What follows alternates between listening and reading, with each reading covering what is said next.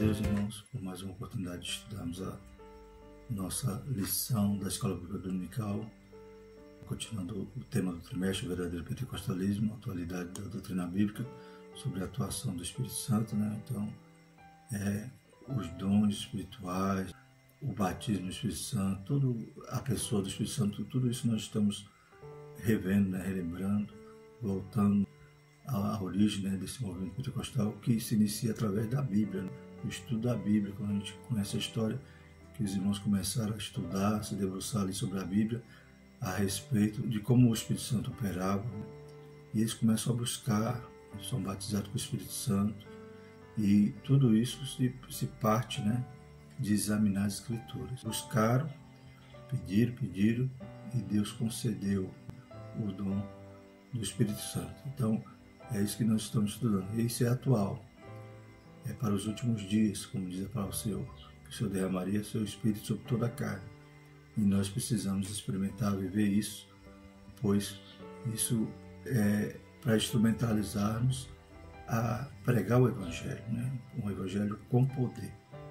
A lição 2, estaremos estudando hoje, é a atuação do Espírito Santo no plano da redenção. Na lição passada a gente estudou sobre a pessoa do Espírito Santo e hoje a gente vai ver, então, esse Espírito Santo, como ele atua no plano da salvação, no plano da redenção. Desde a fundação do mundo, o Espírito Santo tem agido, né? Já tem papel definido nesse plano que Deus elaborou para nos resgatar, para nos tornar de novo reconciliados com o Pai e um dia poder morar no céu. O texto da nossa lição diz assim: pois as igrejas em toda a Judéia e Galiléia e Samaria tinham paz e eram edificadas e se multiplicavam, andando no temor do Senhor e na consolação do Espírito Santo. Então a promessa de Jesus se cumpriu, né? E a igreja pôde experimentar esse poder, essa consolação, né? Essa continuidade, né, do ministério de Cristo através do Espírito Santo, né? Agora na vida da igreja, na vida dos crentes, e por isso que ela crescia, se multiplicava e era edificada. Glórias a Deus. Verdade prática, a atuação do Espírito é contínua e dinâmica na igreja, na vida dos crentes, e os conduz desde a conversão até o final da jornada cristã. Então, ela tem esse aspecto, né, a atuação do Espírito Santo, tem esse aspecto contínuo, né, na nossa vida, né, individual e na igreja. Jesus disse que iria para o Pai e iria mandar o Consolador. Então, um outro Consolador, aquele que estaria em igualdade a Ele, cumprindo, né, dando continuidade ao plano da redenção. Jesus executou ali na cruz e o Espírito Santo agora tinha que comunicar e potencializar a igreja para que pudesse ser o corpo de Cristo. Então, o corpo de Cristo, ele é vivo, né, ele é dinâmico, graças ao Espírito Santo. Sem ele, né, a igreja estaria realmente em uma situação muito difícil, pois precisamos desse poder que vem do alto para fazer essa obra que os anjos intentavam fazer, mas Deus deu o privilégio para a igreja. A leitura diária na segunda, números 11 e 17, o Espírito Santo exerce também a função de juiz. Na terça, 1 Samuel 16, 14, o Espírito Santo reprova a desobediência. Quarta, 1 Coríntios 6, 11, o processo da salvação é realizado em nome de Jesus e pelo Espírito Santo. Quinta, Efésios 1, 13 e 14, o penhor do Espírito é a garantia da nossa herança. Sexta, Filipenses 3, 3, a verdadeira adoração cristã é no Espírito Santo. Sábado, Tito 3, 5, fomos transformados pelo poder do Espírito de Deus. Então, esse slide, irmão, aqueles que quiserem, que desejarem obter, né, para auxiliar em suas lições, suas aulas, ele está na descrição desse vídeo, tanto em formato PDF como em formato PowerPoint, se os irmãos quiserem editá-lo. A leitura em classe, João 16, de 7 a 13. Todavia digo-vos a verdade, que vos convém que eu vá, porque se eu não for, o Consolador não virá a vós, mas se eu for enviar-vos-ei. E quando ele vier, convencerá o mundo do pecado e da justiça e do juízo. Do pecado, porque não crê em mim. Da justiça, porque vou para o meu Pai e não me vereis mais. Do juízo, porque já o príncipe deste mundo está julgado. Ainda tenho muito que vos dizer, mas vós não podeis suportar agora. Mas quando vier aquele Espírito da verdade, ele vos guiará em toda a verdade, porque não falará de si mesmo, mas dirá tudo o que tiver ouvido e vos anunciará o que há de vir. Glórias a Deus. O objetivo da nossa lição é ensinar que o Espírito Santo atua no plano da redenção. Então veremos que a promessa do Messias, ela também era a promessa do Espírito Santo. Então é algo que os judeus já aguardavam, né? Então a gente percebe que durante toda a Bíblia, todo o Antigo Testamento, há a promessa do Espírito Santo juntamente com a promessa do Messias. O objetivo específico é desenvolver o ensino sobre o Espírito Santo como promessa nas Escrituras, né? Destacar o Espírito Santo como consolador e ensinador e asseverar que o Espírito Santo tanto reprova como convence o mundo. Então, cada objetivo específico é ligado, né, a um tópico da nossa lição. A introdução. Aprendemos na lição passada quem é o Espírito Santo e agora vamos estudar sobre a ação dele no processo da salvação da humanidade e na edificação dos crentes. Então, o Espírito Santo atua desde quando estávamos lá no mundo, né? Ele foi aquele que nos convenceu, ele foi aquele que nos atraiu, nos trouxe a Deus, né? E continua, né, na nossa vida, nos edificando, santificando, nos regenerando, né? O Espírito Santo, ele atua de forma maravilhosa, né, no processo da nossa salvação. Jesus disse que não nos deixaria órfãos quando se referiu ao Consolador que está nos crentes, né? Então, ele não nos deixou órfãos, não nos deixou só. O seu ministério permanece, continua, né? Hoje a igreja é a agência de Deus, mas só consegue fazer algo, né, como a própria palavra diz, né, que sem ele nada podemos fazer. Então, precisávamos que ele enviasse o Consolador para que a igreja pudesse ser agência de Deus, pudesse ser, né, testemunhas de Cristo. Vivemos essa experiência do Espírito no dia a dia. Então, cada vez mais que desejamos servir ao Senhor, cada vez mais que nos aproximamos do Senhor, é o Espírito Santo atuando na nossa vida, né, e nos ajudando, né, sendo nosso consolador, nosso ajudador. O primeiro tópico da lição é falar o Espírito Santo como promessa. Então vamos voltar lá para a Antiga Aliança e ver que essa promessa já era conhecida, né, do povo judeu a respeito. Eles aguardavam tanto o Messias e essa promessa estava atrelada também ao derramar, né, do Espírito Santo. Primeiro subtópico, a promessa messiânica. A promessa existe porque existe um plano, e não é um plano qualquer. Então, antes da fundação do mundo, Deus já sabia que o homem ia cair e Deus já tinha um plano para nos resgatar, né? E esse plano, né, envolve as três pessoas da Trindade, o Pai, o Filho e o Espírito Santo. Então, a gente viu na lição passada que o Espírito Santo é Deus, que desde a eternidade, né, ele participou da criação de todas as coisas, a criação do homem em particular. Então a gente sabe que sempre o Pai, o Filho e o Espírito Santo estão dentro, desenvolvendo esse plano da salvação para a humanidade. Então eles planejam e executam.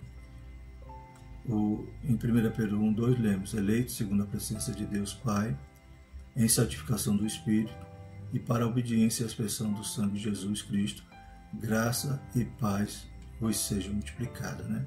Então esse versículo demonstra, né, a Trindade, né?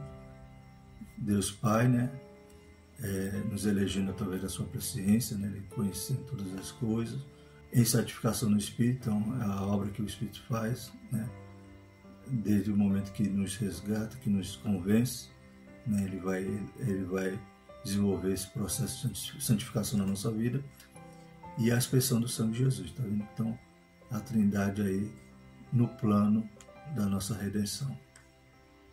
Deus anunciou diversas vezes e de diversas maneiras para os profetas a vinda do seu Filho como Salvador do mundo, né? Então nós lemos lá em Romanos 1, né, 1 e 2 vai dizer: Paulo, servo de Jesus Cristo, chamado para apóstolo, separado para o Evangelho de Deus, o qual antes havia prometido pelos seus profetas nas Santas Escrituras. Né? Então, essas boas novas, da qual Paulo está se dizendo que ele é apóstolo chamado por Deus, então ele reconhecia que eram as mesmas boas novas que haviam sido prometidas através dos profetas durante toda a Santa Escritura. Né? Então ele reconhecia a importância, né, do papel dele agora, né, dando continuidade àquilo que os profetas, né, haviam anunciado, haviam sido revelados a respeito das boas novas, né, do Cristo e do Espírito Santo, como veremos.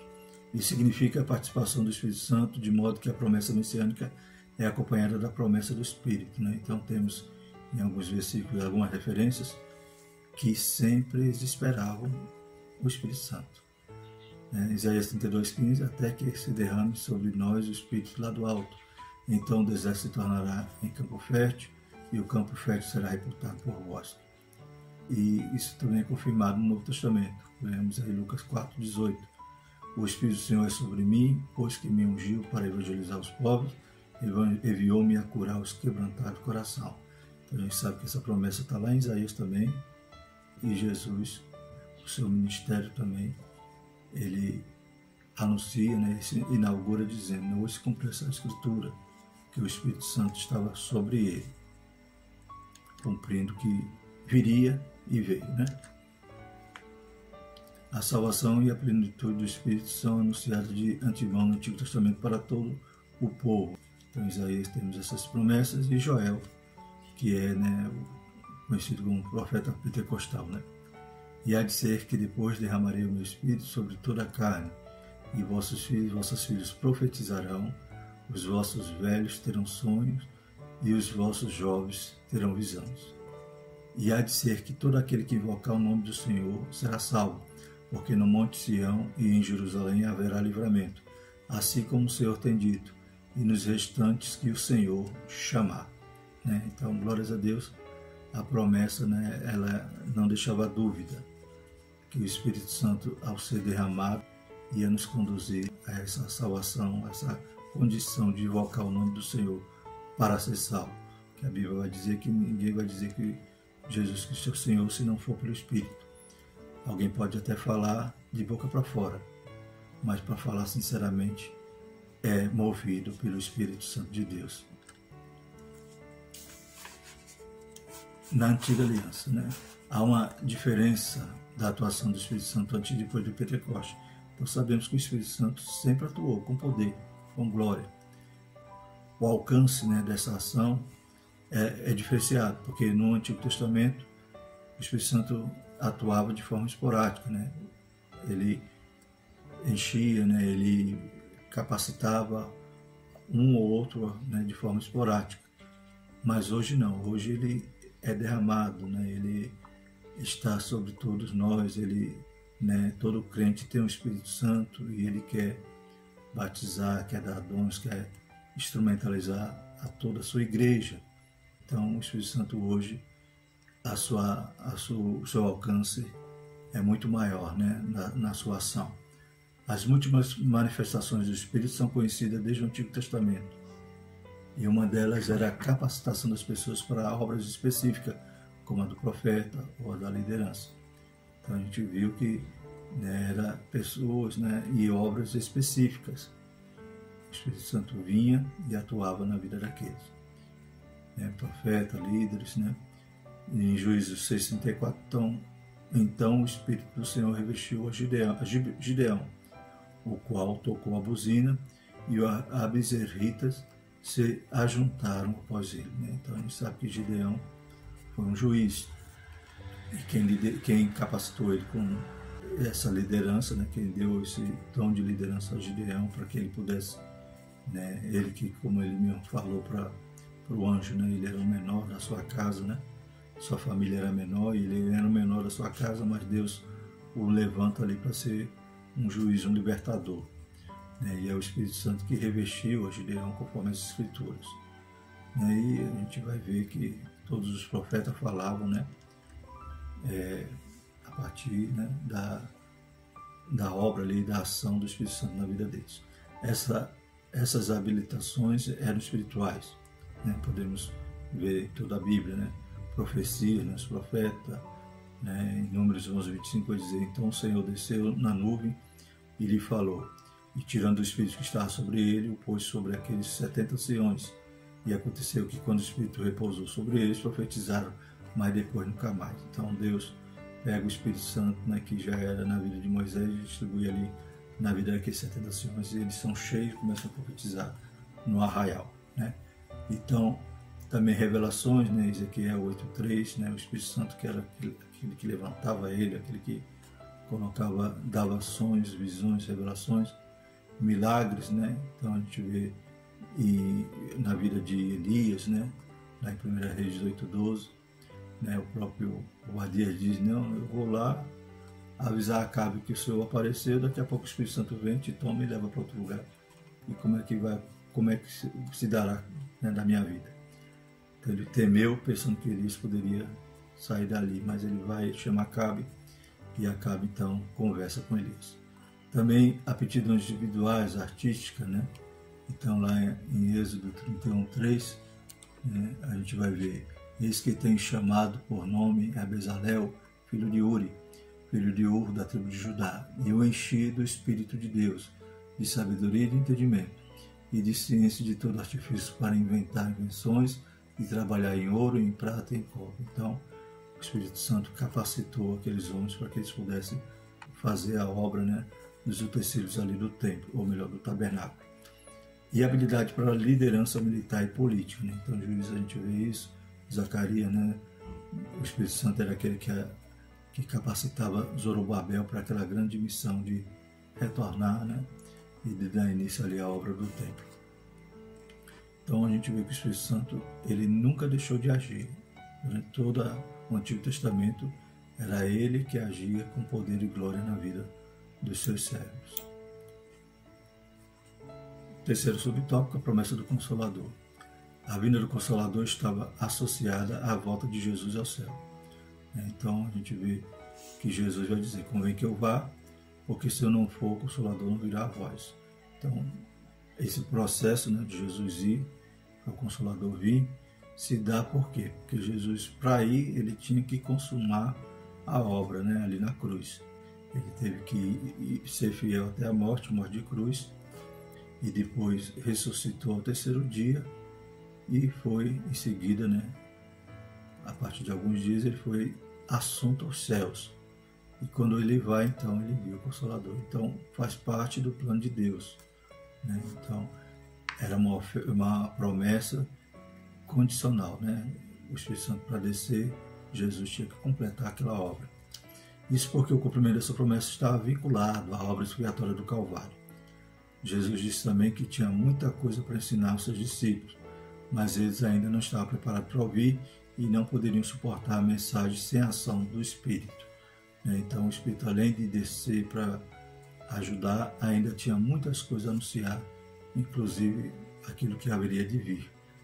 Tudo isso atrelado à obra ali expiatória do Calvário. Atos 2, 32 e 33 vai dizer o seguinte: Deus ressuscitou a este Jesus, do que todos nós somos testemunhas, de sorte que, exaltado pela destra de Deus e tendo recebido do Pai a promessa do Espírito Santo, derramou isto que vós agora vedes e ouvis, né? Então, exaltados pela destra de Deus, ou seja, Jesus chega lá ao seu lugar de glória, né? A glória que já tinha desde antes da fundação do mundo. Ele volta à destra do Pai e envia o Consolador. O Espírito Santo consola e ensina. Primeiro subtópico, o Consolador, né? Está lá no versículo 7 que diz: todavia digo-vos a verdade, que vos convém que eu vá, porque se eu não for, o Consolador não virá a vós, mas se eu for, enviar-vos-ei. Então, é um título ali, né? É um atributo, uma função do Espírito Santo, Consolador. O termo grego parakletos vem da preposição para, ao lado de próximo, e do verbo kaleo, chamar, convocar. De modo que essa palavra significa defensor, advogado, intercessor, auxiliador, ajudador, paracleto, né? Então, esse termo consolador, né, ou parácletos, né, do grego, ele tem esses diversos significados, né? Defensor, advogado, né? Então é aquele que vem ajudar, né? Aquele que vem estar do lado, assistir, né? Este vocábulo aparece 5 vezes no Novo Testamento. 4 vezes se refere ao Espírito Santo, né? Está lá em João, e uma ao Senhor Jesus, traduzido por advogado lá em 1 João. Então, em 1 João vai dizer que Jesus é o advogado, né? Ele está lá à destra de Deus, é o nosso advogado no céu. E o Espírito Santo é o nosso consolador na terra, o nosso ajudador. A ideia de paracleto é de alguém chamado para estar ao lado para ajudar. A tradução consolador é mais apropriada no contexto da promessa anunciada por Jesus no Evangelho de João. Segundo, também ele é um ensinador, no segundo subtópico. O Espírito Santo é alguém como Jesus, a mesma substância, glória, poder e majestade. Então já estudamos isso, né? Então ele é da mesma substância, né? Não tem como dividir, né? Razão pela qual o Senhor se refere a ele como outro consolador. Então, também estudamos na lição passada que quando a promessa diz enviarei o outro consolador, é o outro igual a ele, né? Se a gente for ver no grego, né, é alós, né? E se fosse um consolador de outra qualidade, seria hétero a palavra, né? Mas é o outro consolador igual. O ensino era parte do ministério de Jesus, de modo que essa tarefa é parte também da atuação do Espírito Santo, né? Então, tudo que Jesus foi, né? Tudo que Jesus os ofícios que Jesus exerceu aqui, o Espírito Santo continua exercendo, né? E hoje usando a igreja, né? Que é o corpo de Cristo. Então é importante, né? que venhamos também reconhecer a nossa função, né, irmãos? A função como corpo de Cristo. Paulo reconhecia, né? Dizia aquele evangelho, né? Aquela boa nova que estava sendo, né, anunciada pelos profetas. Paulo dizia: eu sou continuidade, eu tenho que, né, fazer a minha parte nesse processo, nesse plano. E a igreja como corpo de Cristo não é apenas um ajuntamento, não é apenas, né, uma comunidade, é o corpo de Cristo e dotada, né, pelo Espírito Santo para podermos executar essa obra. Então venhamos reconhecer a importância do nosso papel e não negligenciamos isso. Mas aquele Consolador, o Espírito Santo, que o Pai enviará em meu nome, vos ensinará todas as coisas e vos fará lembrar de tudo quanto vos tenho dito, né? Então o Espírito Santo nos ensina e nos faz lembrar o que Jesus falou, né?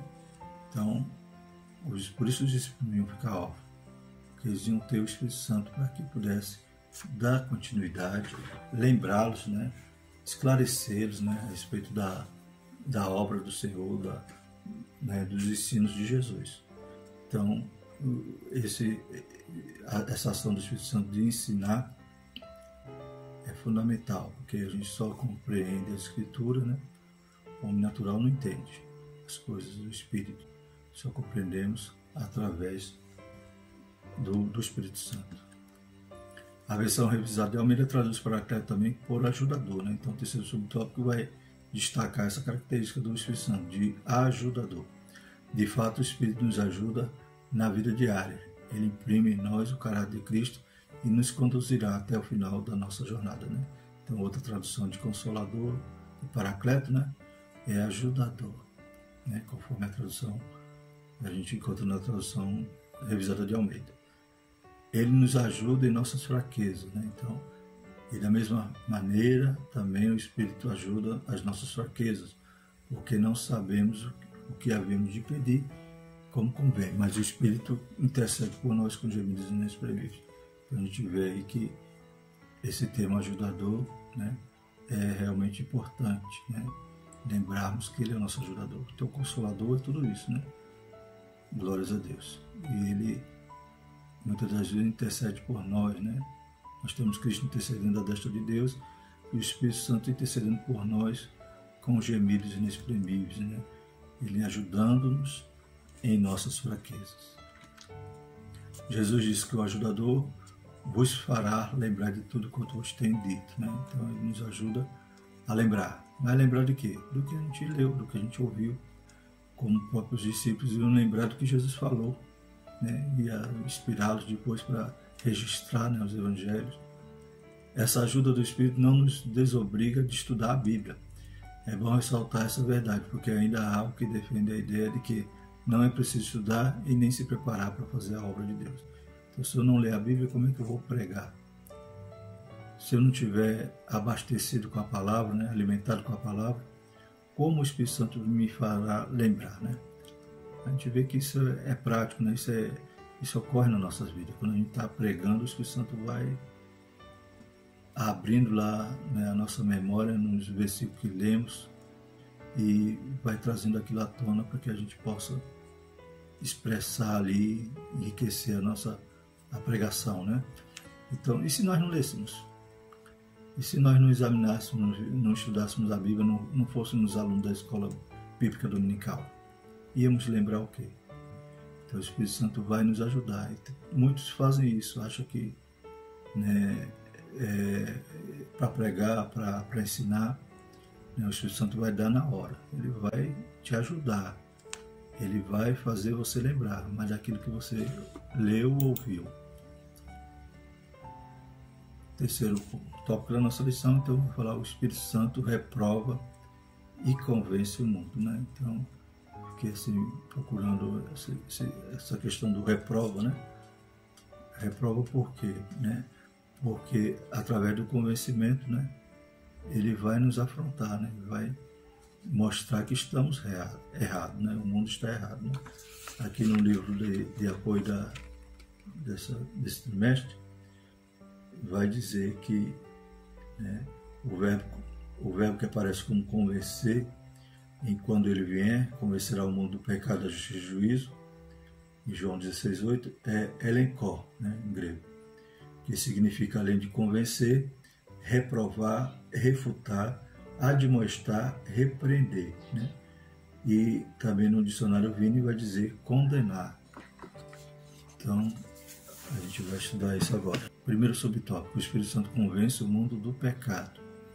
A ideia do verbo convencer é persuadir, né? Então, outro significado, persuadir. Mas além de persuadir, ele tem toda essa característica de confrontar, né? De exortar, né? De refutar. Ou seja, ele vai trazer, né? Vai nos persuadir a verdade, né?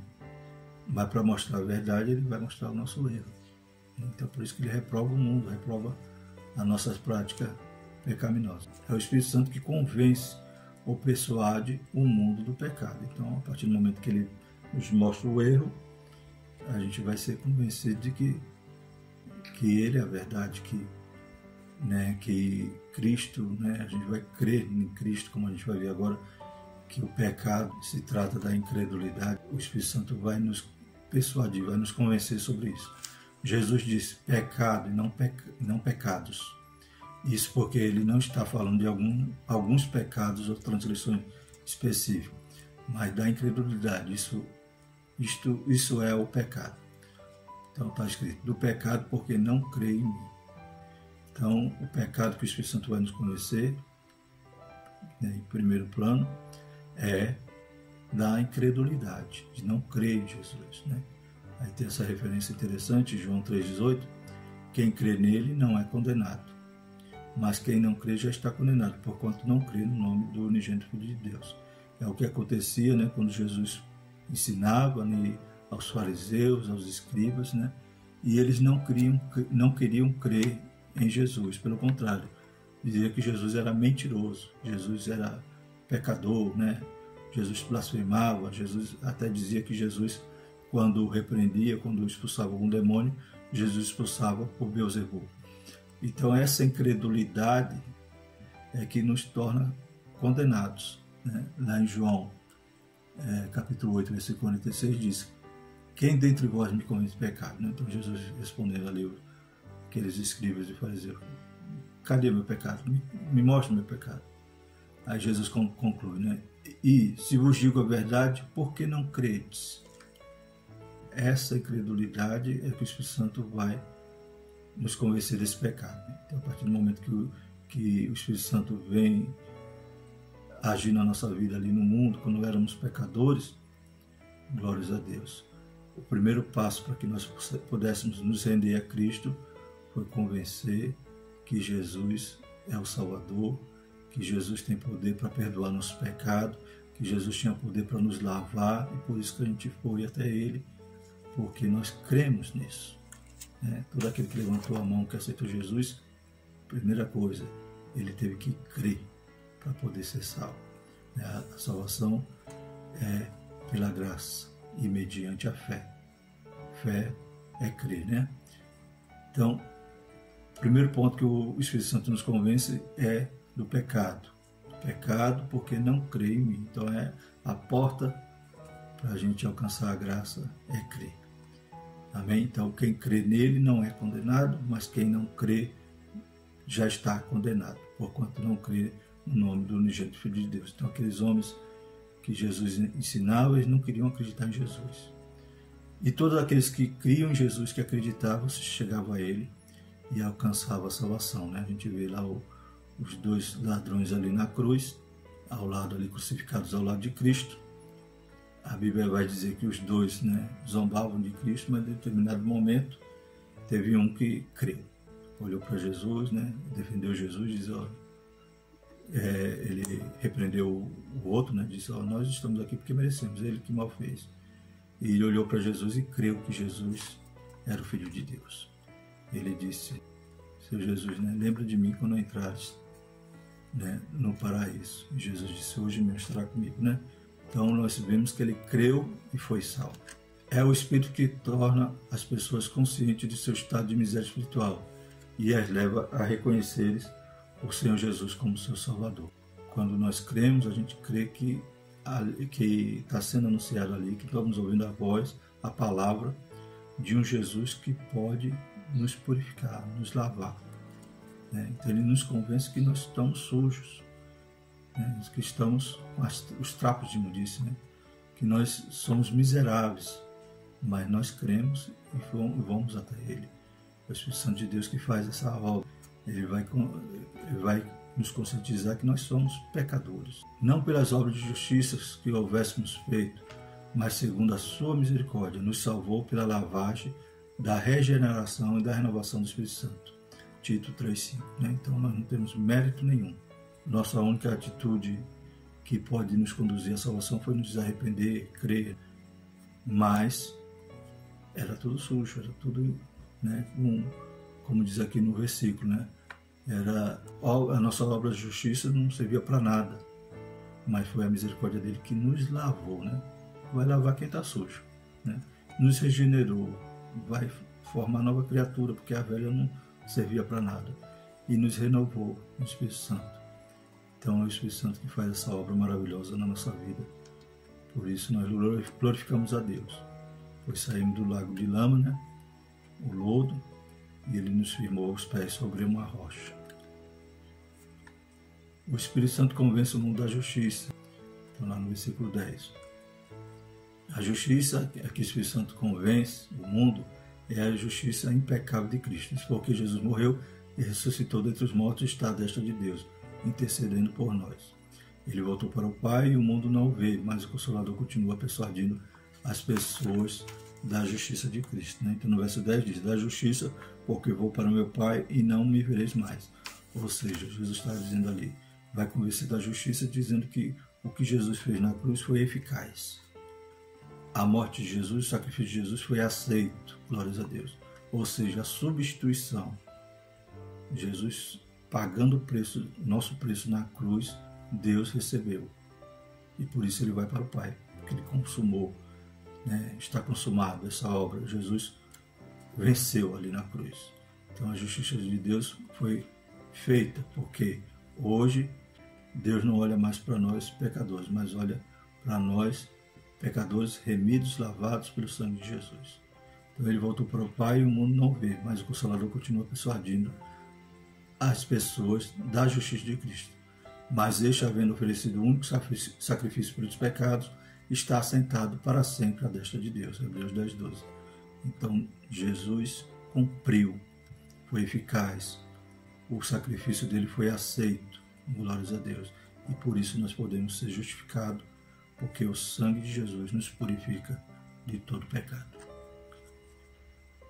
É por meio do Espírito que todos nós chegamos à convicção de que necessitamos da salvação. Então sabemos que todos os pecados destituídos estão da glória de Deus, né, como diz lá em Romanos, e fomos convencidos pelo Espírito Santo que precisávamos do Salvador, pois nós de forma alguma poderíamos pagar, né, poderíamos cumprir algo que, né, fizesse com que nossos pecados fossem cobertos, pois Jesus cobriu, né, nossos pecados com seu sangue.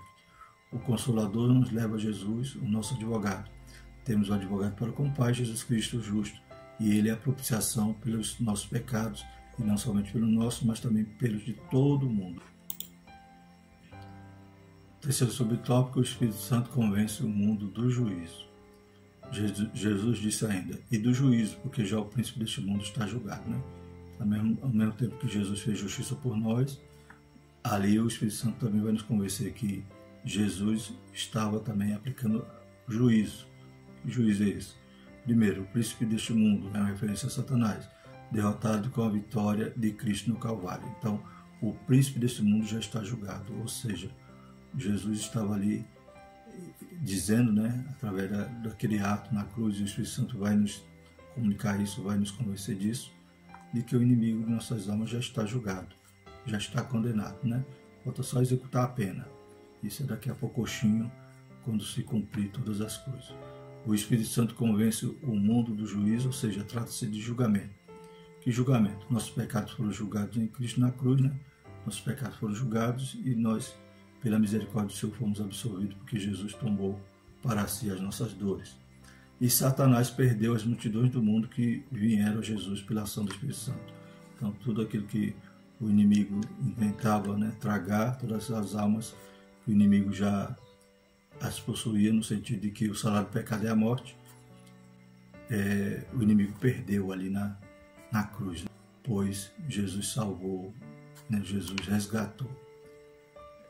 Mas esse julgamento se refere ao mesmo tempo ao julgamento de Satanás, que já começou e será concluído na consumação dos séculos, então quando a pena será, né, aplicada ali a Satanás, a seus anjos e a todos aqueles que optaram por tal, né? O diabo ainda luta numa batalha que já foi perdida. Esse juízo é uma referência ao julgamento do nosso pecado na cruz do Calvário e ao mesmo tempo ao julgamento de Satanás, que já foi vencido por Jesus na sua morte e ressurreição. Graças a Deus. Então, sabemos que somos mais do que vencedores em Cristo Jesus. Então, a morte de Jesus na cruz, o que o Espírito Santo quer nos convencer é isso, né? Que somos pecadores, né? Mas precisamos crer, né? Precisamos, pela fé, receber essa salvação, né? Mediante a fé, como diz a palavra do Senhor. Então, o Espírito Santo vai gerar tudo isso em nós, né? Vai nos convencer, aleluia, e vai gerar essa fé em nós. Louvado seja o nome do Senhor. Vai nos convencer também da justiça, né? Ou seja, o que Jesus fez na cruz é suficiente para nos resgatar, nos lavar, nos tornar santos e um dia, aleluia, podemos habitar na glória.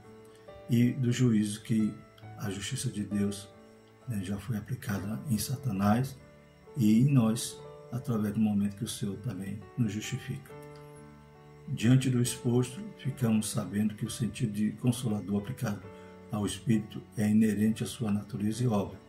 O Espírito Santo atua na igreja para guiar o povo de Deus de forma coletiva, como as ovelhas, e individualmente age também no mundo, no processo da salvação. Ele, dando continuidade à obra de Cristo, hoje de forma muito mais, um alcance maior, né? Pois hoje o Espírito é derramado sobre toda a carne, né? Então nós temos esse privilégio de ter um condutor, de ter um ensinador, um consolador morando em nós, né? E através dele temos o Pai, o Filho e o Espírito Santo, né? E ele guiando e nos conduzindo no processo de salvação, nos santificando e nos ajudando a chegarmos até o fim. A próxima lição, né, irmãos, é a lição 3, o batismo no Espírito Santo. Graças a Deus, como já citamos no início, tudo isso, né, a gente tem aprendido, aleluia, buscando as experiências do movimento pentecostal, daquilo que foi acendido lá no início do século XX, né? Foi reacendido, glórias a Deus, explodiu no mundo todo, né? O pentecostalismo, mas sempre com base bíblica, louvado seja o nome do Senhor, né? Então a gente vai estar fundamentado na Bíblia e vivendo a experiência do poder, da virtude do Espírito Santo, que Ele quer que vivamos nesses últimos dias. Amém? Graças a Deus. Vamos agradecer ao Senhor. Aleluia, por tudo que o Senhor tem nos concedido, pela sua graça e pelo Espírito Santo na vida de cada um de nós. Maravilhoso Deus, obrigado, Senhor, mais uma vez, por essa rica lição. Que o Teu Espírito Santo faça lembrar, Pai, cada professor, cada aluno, tudo aquilo que temos aprendido. Deus Santo, vai visitando cada classe, Pai, nesse próximo domingo.